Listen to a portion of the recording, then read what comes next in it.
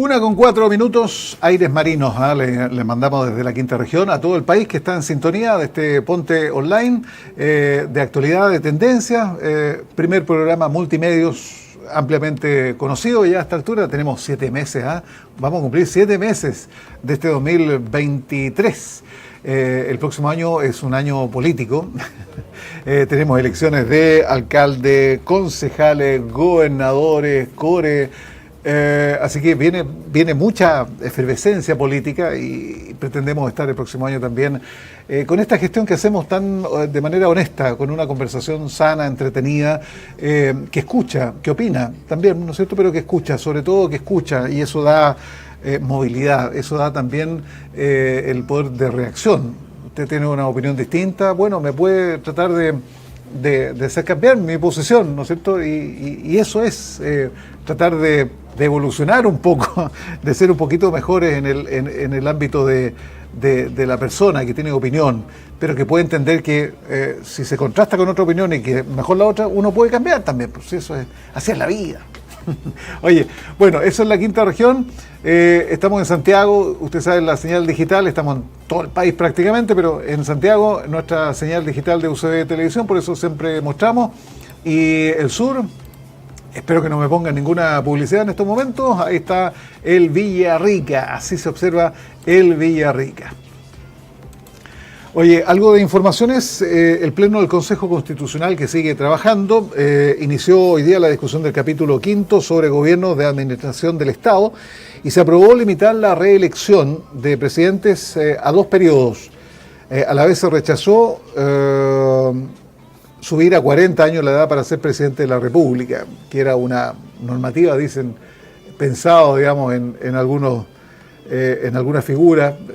Digámoslo claramente, en Camila Vallejo, ¿no es cierto? Eso es lo que se había pensado en algún momento, o habían opiniones que apuntaban para que no tuviese oportunidad por el momento, digamos, de optar a la presidencia. Así que el Consejo aprueba limitar la reelección presidencial a 2 periodos y rechaza subir a 40 años la edad para ser presidente o presidenta.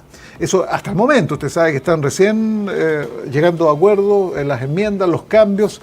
Después se tendrá que verificar también con las decisiones de la comisión de expertos, que en 3/5 va a poder cambiar algunas de las miradas o los enfoques políticos que tiene esta propuesta que está hasta el momento, ¿no es cierto?, sosteniendo ahí esta comisión, este Consejo Constitucional.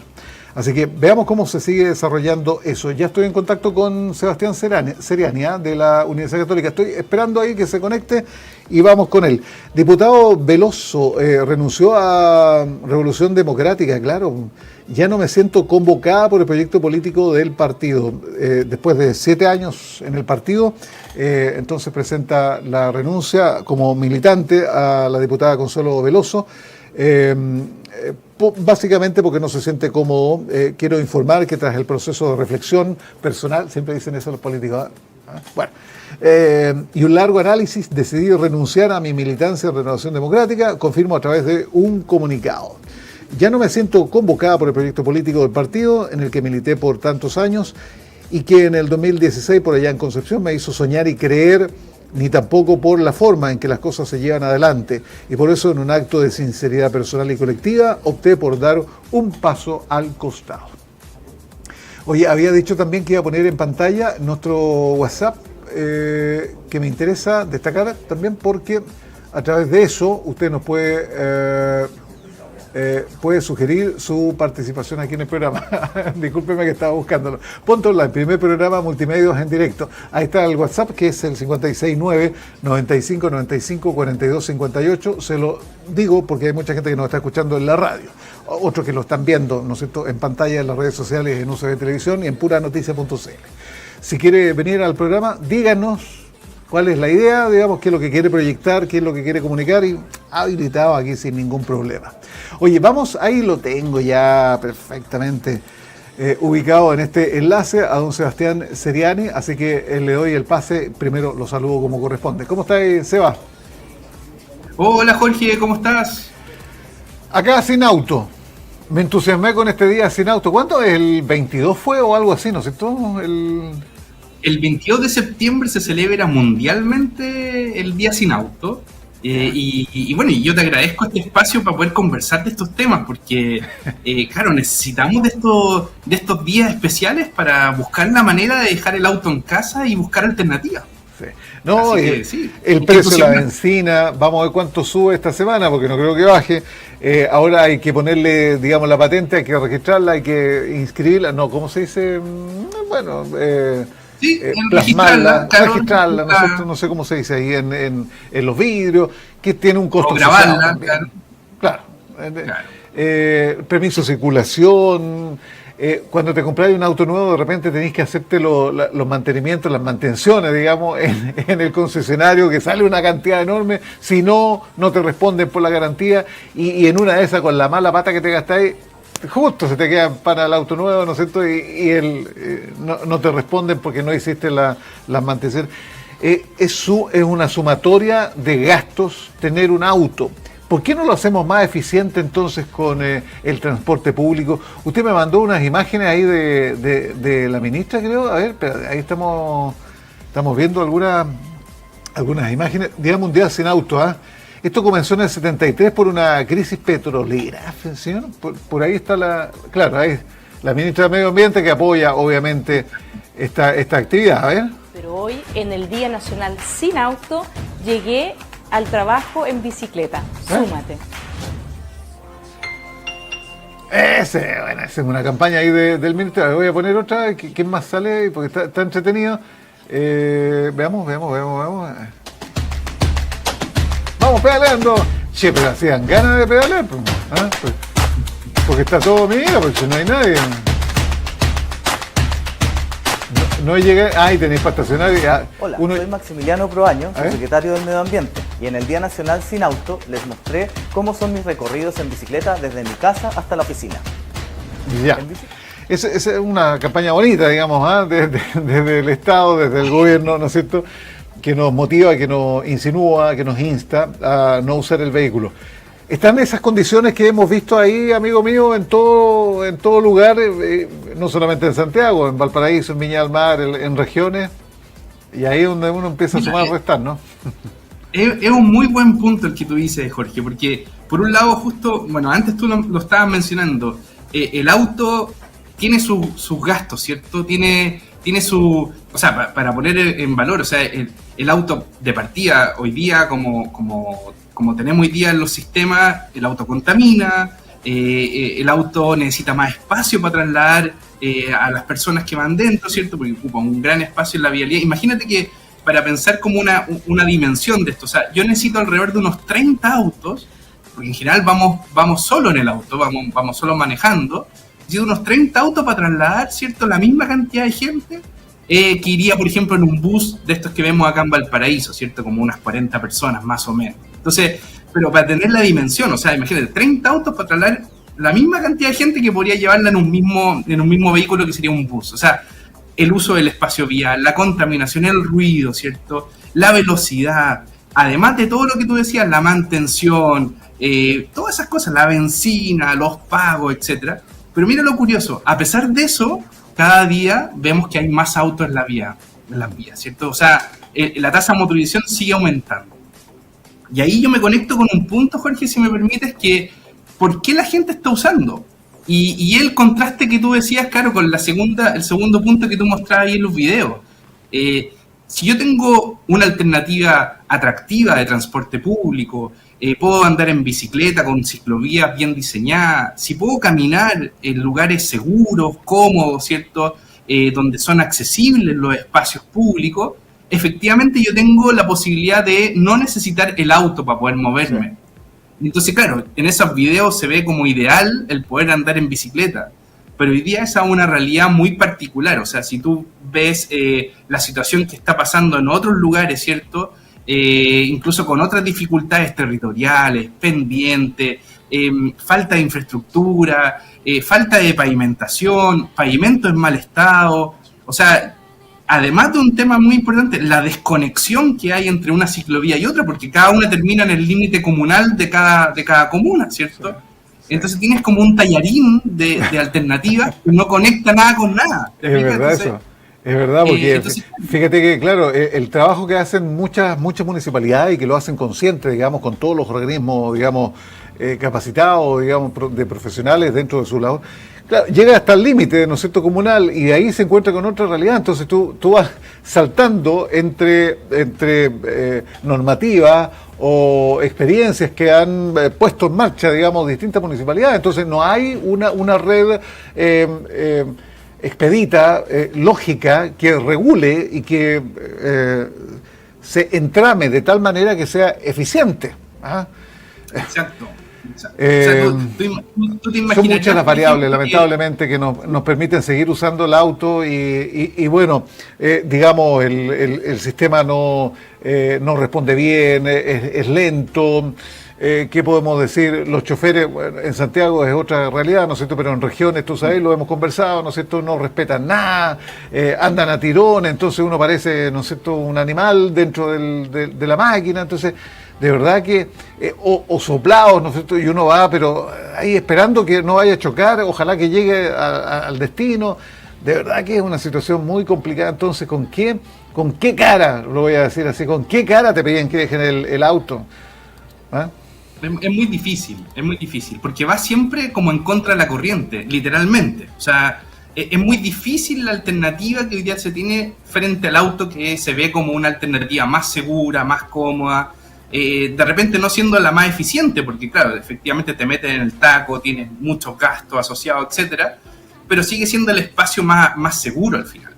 Entonces, y de cierta manera el más cómodo. Tú te vas adentro, ¿cierto?, un vehículo a tu ritmo, a tu velocidad, con la radio escuchando ¿cierto?, este canal, ¿cierto?, esta entrevista, y vamos conversando, ¿cierto?, de alguna manera de la posibilidad de cambiar de alternativa, y no tengo. O sea, yo quisiera dejar el auto en casa y no tengo esa posibilidad. Sí. Ahora, yo me conecto con dos puntos ahí también, Jorge, que si me lo permites mencionar. Por ejemplo, una línea de investigación que se está haciendo acá en la universidad. ¿Ya? Acá en la Escuela de Ingeniería de Construcción y Transporte, una línea importante es entender cómo se mueven las personas para poder generar buenos diseños al final. O sea, primero entender, por ejemplo, acá en Valparaíso, el promedio, ¿cierto?, de kilómetros transitados en vehículo dentro de la comuna es algo así como 800 metros.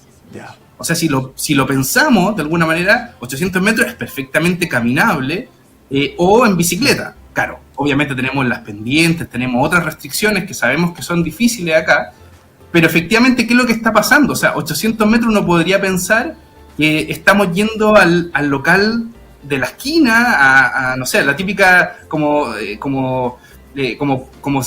frase así como estamos comprando pan en auto, ¿cierto? O sea, estamos llegando a la esquina, 800 metros, que perfectamente podría ser caminando, en bici, en transporte público, y lo estamos haciendo en vehículo. Entonces, entender cómo la gente se mueve primero necesitamos para después hacer mejores diseños. Esa es una primera investigación que está haciendo acá un colega nuestro y que está súper interesante porque además de eso incorpora las variables del entorno.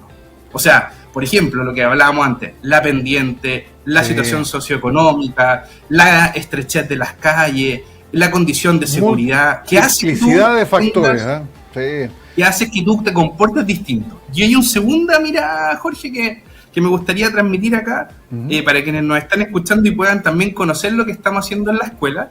Acá tenemos el Magíster de Ingeniería de Transporte y tiene un enfoque de sustentabilidad. ¿Y por qué lo menciono? Porque comúnmente hablamos de sustentabilidad y nos acordamos al tiro de lo ecológico, ¿cierto? Como que decimos, no, mira, tiene que ser todo más verde hoy día. Sin embargo, hay una dimensión, que es la dimensión social, y que tiene mucha relación con lo que estamos hablando ahora, que es cómo podemos hacer que el transporte o la movilidad tenga un componente de accesibilidad universal. Y ahí entonces viene un tema súper relevante, que es lo que tú dices, es que muchas veces estos espacios no están diseñados para las personas que lo están usando. Entonces, en la forma que hacemos las clases en ese magíster, es tratar de incorporar una metodología de enseñanza y aprendizaje que busca el aprender haciendo. Para darte un ejemplo, nosotros, por ejemplo, para estudiar la accesibilidad universal, o sea, por ejemplo, que las veredas sean accesibles, el tema de las rampas, el diseño, ¿cierto?, los cruces de las calles, hacemos que primero los estudiantes presencien una situación real. Lo hacemos moverse en estos espacios, incorporamos dispositivos de movilidad, una silla de ruedas, un bastón, algún impedimento, para que ellos presencien lo que significa tener una condición distinta de movilidad, y luego de eso empezamos a hacer los diseños. Yeah. Entonces quienes estudian esto, al final primero son personas que se mueven en el espacio. Luego de eso son diseñadores, son ingenieros, arquitectos, etc. Entonces, eso hace que la persona tenga una conciencia distinta. Sí. No es solamente aplicar el manual, copiar y pegar. Entonces, aquí estamos haciendo algo distinto de la academia. Claro, estamos haciendo algo distinto de la academia que tiene que ver con incorporar nuevas técnicas, nuevos conocimientos. Y el aprender haciendo hace que tú completes un aprendizaje bien interesante porque te empapas de la realidad. Entonces, claro, tú puedes decir, mira, una pendiente de un 8%, me parece razonable. Pero cuando tú vas y te mueves en una silla de ruedas a 8%, te das cuenta que no es posible muchas veces. Entonces, efectivamente, buen punto.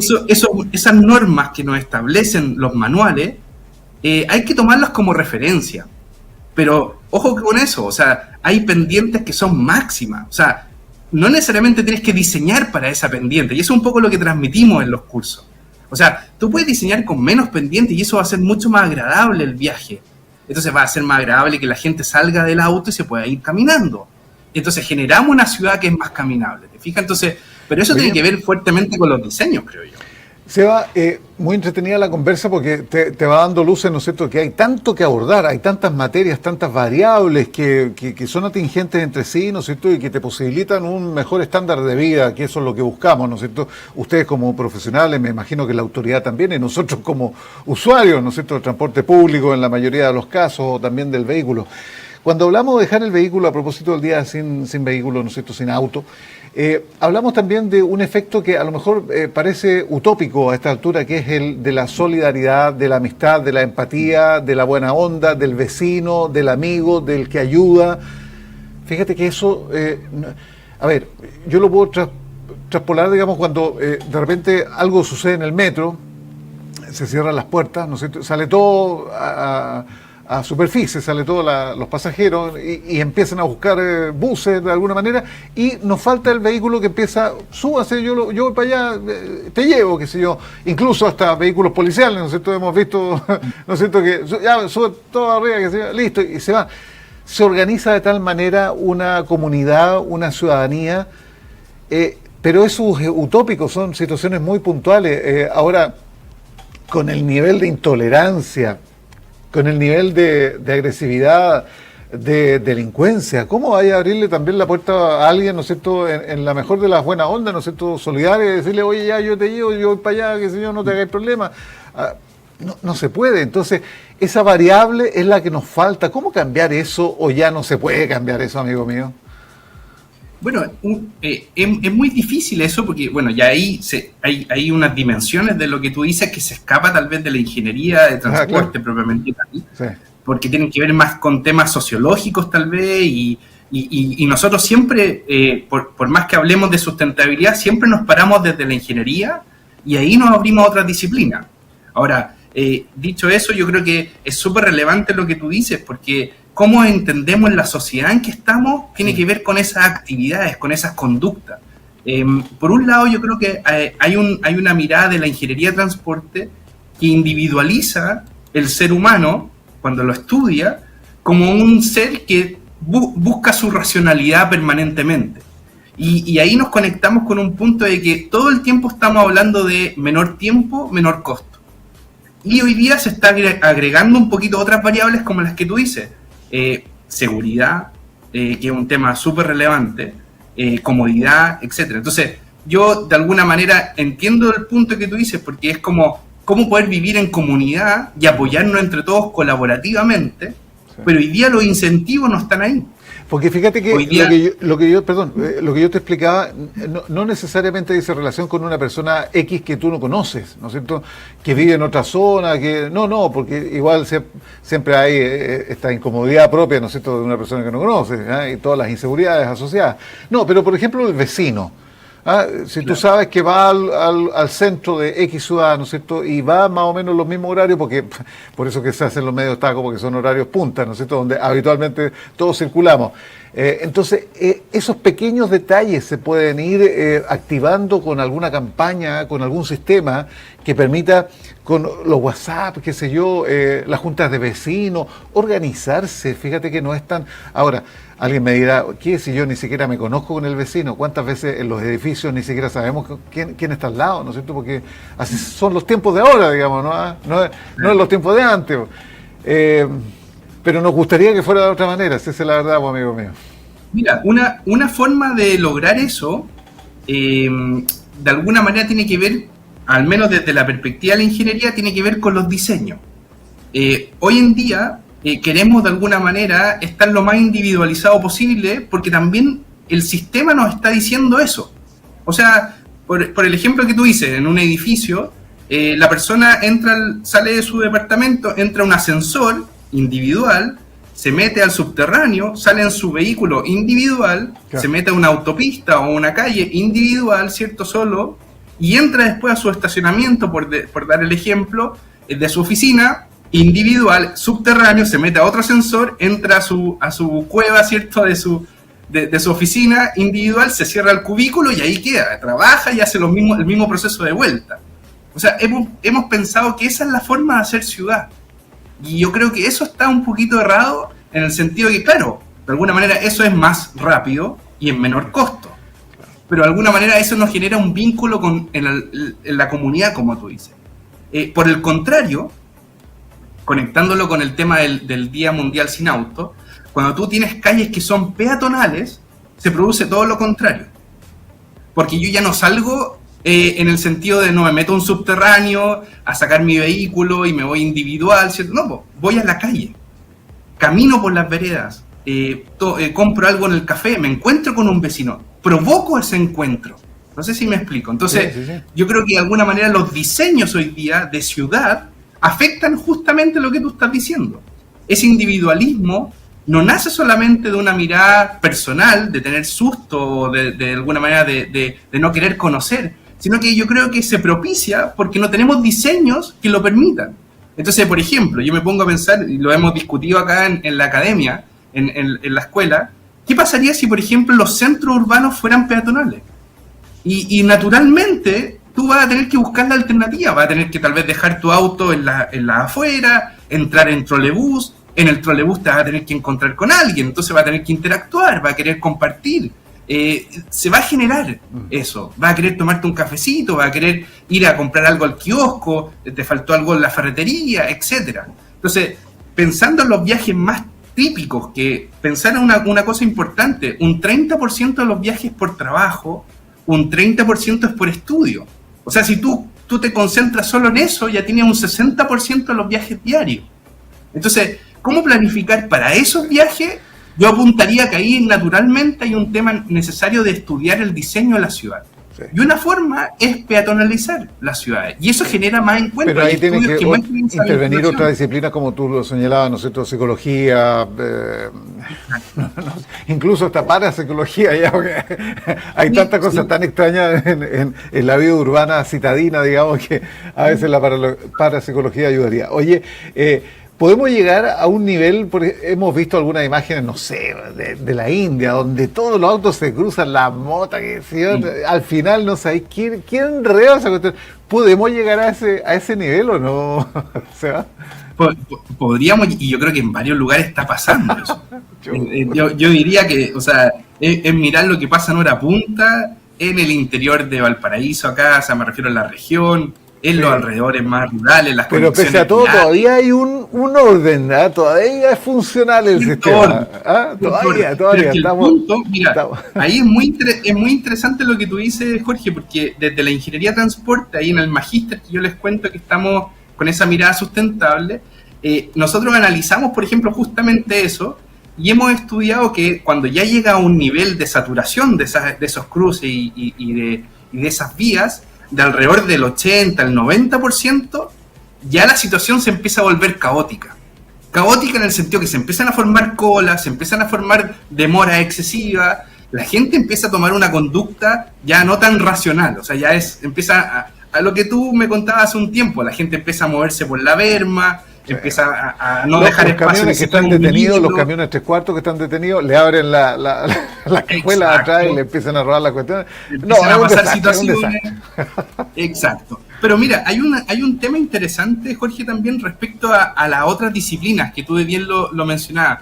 Desde una mirada más sociológica o incluso desde la psicología, el estudiar el cuerpo y su dimensión, o sea, me refiero al cuerpo humano y su dimensión, te hace entender también cómo se relacionan las personas. Por ejemplo, cuando tú vas dentro del metro, tú puedes entender de forma interesante cómo la gente se va disponiendo, se va distribuyendo en el andén, se va distribuyendo en el vagón adentro, la gente más que se conoce, incluso conocidos como que ya se topan, de repente ya se van acercando más, van generando interacción. Los que van con una relación distinta, una amistad ya, obviamente van más cerca, y los desconocidos van más lejos. Entonces, la distancia entre personas te va marcando una relación. Tú siempre vas a querer estar solo, de cierta forma, porque tienes susto, desconoces, o prefieres estar más cómodo, pero ya cuando empiezas a generar una relación, ya empiezas a tener más confianza en el sistema. Y si te fijas, cuando tú estás en un entorno que es de una función común, como el metro, tú sientes que ese espacio tiene una relación distinta entre las personas, porque todos van en un mismo espacio, un medio, y ese medio tiene una función interesante que es trasladarte a tu lugar de destino. Entonces, todos van en el mismo lugar, que es distinto a si yo estuviera en el espacio público, que cada uno va caminando para distintas funciones. Entonces, yo creo que los entornos hoy día, que comúnmente los diseñamos para mover personas, hoy día se están transformando en entornos de encuentro. Entonces, por eso yo digo que el metro, no sé, el trolebús, los ascensores, son espacios, son sistemas que permiten de alguna manera conectarse con otras personas. Ya no es solamente, claro, ya no es solamente un punto de flujo. Tú al final dices, oye, nos encontramos en la estación. Yo entro a la estación y cambia mi condición, yo me siento más seguro. Porque es un lugar iluminado, más cómodo, en fin. ¿Te fijas? Entonces, cómo los diseños hacen que tú te sientas más cómodo, y obviamente nos conectamos con el punto anterior, dejo el auto en casa, ¿te fijas? Sí. Oye, Seba, quedan 30 segunditos para cerrar, digamos, pero me pasó esto hace no mucho en una de las estaciones de metro. Con esto, digamos, que hay esta separación, ¿no es cierto? Y esta seriedad, que uno está metido en su planeta, en su mundo, ¿no es cierto? Y no se conversa mucho, no se mira para el lado, qué sé yo. Y así la vida, ¿no es cierto?, de las grandes urbes. Se sentó en estos asientos que son frontales, digamos, ¿ah? Se sentó una persona que venía y que había sufrido traumatológicamente, no sé qué tema, pero le habían puesto el típico fierrito ese, ¿no es cierto?, y que con el brazo, digamos, enyesado. Y se puso ahí, y se sentó ahí, mirando hacia el frente. Bueno, pasaron 2 estaciones, se sube otra persona, me creí que con el otro dedo, digamos, que también le habían, y se puso así, entonces en sentido opuesto, y se generó, empezaron a mirarse, ¿sí?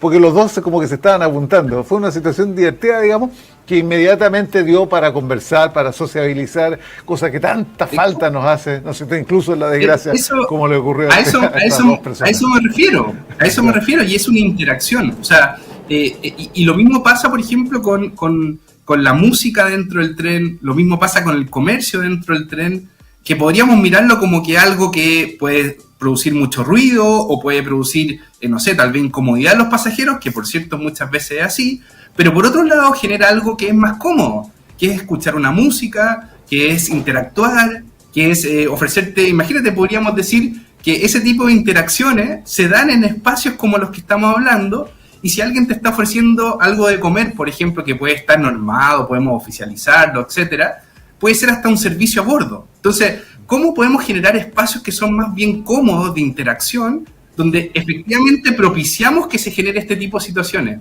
Y eso se da en espacios de metro, o sea, donde tú te encuentras con otra persona que puede tener la misma condición tuya, que puede ser que le haya pasado algo parecido, y genera una interacción, y capaz que después se vuelvan a encontrar y digan, oye, ¿estás bien? ¿Cómo está tu brazo? Etcétera. Y ahí entonces empieza a generarse una relación entre personas que están en un mismo medio, ¿te fijas? Y eso pasa también, como tú dices, en las grandes urbes también. Lo que pasa es que, claro, estamos en un mundo tan rápido, con tanta preocupación del costo y del tiempo, que nos despreocupamos del presente. Individualista, en el fondo. Claro, exacto. Seba, nos tenemos que ir, amigo mío. Un saludo enorme. Perfecto. Para toda ahí la universidad, para toda la Escuela de Ingeniería en Construcción y Transporte. Sigan trabajando, sigan haciendo esta academia que son tan interesantes, estos cursos, estas capacitaciones, estos doctorados, qué sé yo, todo el trabajo que ustedes hacen. Un saludo muy grande, amigo. Un saludo grande y nos vemos la próxima. Muchas gracias por este espacio. Chao. Que te vaya muy bien. Chao. Seba. Listo. No, oye, tenemos que ir a la pausa, a la vuelta, en el siguiente segmento y último del Ponte Online, que sale por la tele, por la radio, por las redes sociales, puranoticia.cl, en el fanpage, qué sé yo, en YouTube, en Instagram, está todo ahí al alcance de la mano para seguir viralizando el programa. Se me fue la onda. Que viene Gonzalo Gallardo, jefe de prensa de UCB Radio, también para compilar, digamos, lo más importante aquí de la zona y del país, y también Mayo Dato para hablar de los emprendimientos. A la vuelta de comerciales.